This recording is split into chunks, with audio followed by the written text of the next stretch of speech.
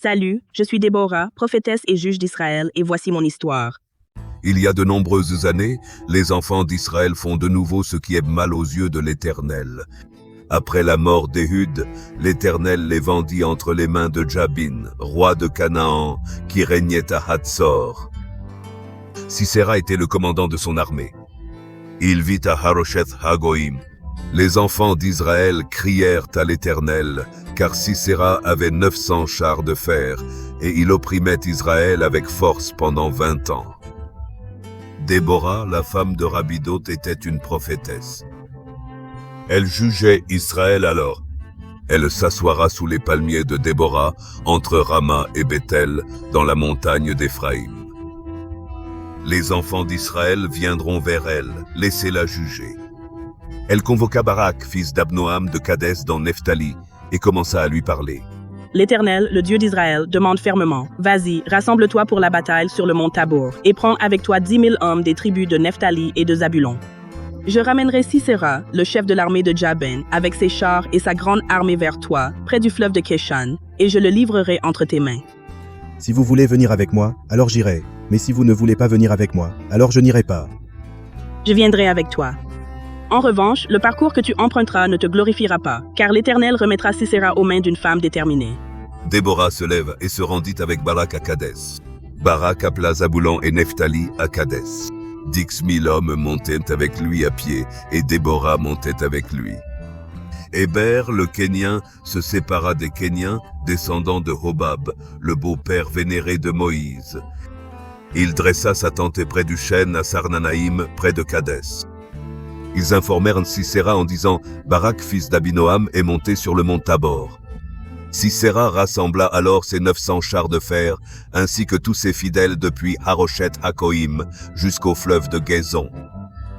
Puis Déborah dit à Barak, « Aujourd'hui, Dieu vous aidera à vaincre Sisera. Bien sûr, vous savez que le Seigneur a dégagé le chemin pour vous. » Bien que Barak descendait du mont Abel avec 10 000 hommes, Barak et ses hommes attaquèrent Sisera. Au milieu de la bataille, l'Éternel séduit Sisera et ses chars. Ils ne savent pas quoi faire. Barak et ses hommes ont vaincu l'armée de Sisera, mais Sisera a quitté son char et s'est enfui à pied. Barak a continué à combattre l'armée de Sisera. Lui et ses hommes poursuivirent les chars et l'armée de Sisera jusqu'à Harosheth Hakoïm. Toute l'armée de Sisera fut anéantie par l'épée impitoyable. Pas une seule âme n'a réussi à s'échapper. Sisera s'enfuit à pied dans la tente de Jaja, femme d'Héber, le Cornéite, car il y avait une paix entre Jabin, roi de Hatzor, et la maison d'Héber, le Cornéite. Jaël sortit à la rencontre de Sisera et lui dit « Veuillez vous écarter, mon Seigneur, et laissez-moi passer. » N'aie pas peur. Alors il se tourna vers elle et entra dans la tente, et elle le couvre d'une couverture.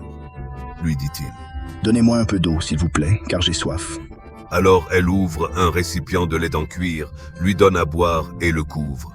Lui dit-il, « Guettez à l'entrée de la tente, et si quelqu'un vous interroge sur la présence de quelqu'un à l'intérieur, répondez par la négative. » Jaël, la femme d'Héber, vint à lui tranquillement, avec un clou de tente et un marteau à la main, parce qu'il était profondément endormi et fatigué. Elle lui a enfoncé le clou de la tente dans la tempe, et elle a coulé dans le sol, donc il est mort. Comme Barak poursuivait Sisera, Jaël sortit à sa rencontre et lui dit « Viens ». Je vais vous montrer qui vous cherchez. Quand il est entré, Sisera était déjà mort et il avait un clou de tente dans sa tempe. Ce jour-là, Dieu mit KO Jaban, roi de Canaan, devant les enfants d'Israël.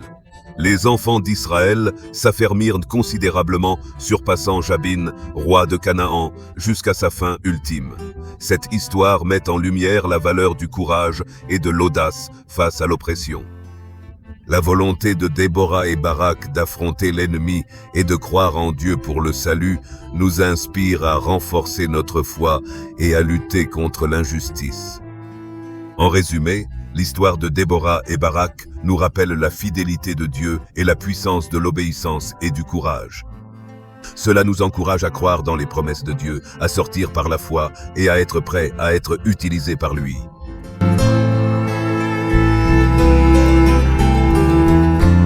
Merci d'avoir regardé. S'il vous plaît, abonnez-vous, aimez et partagez.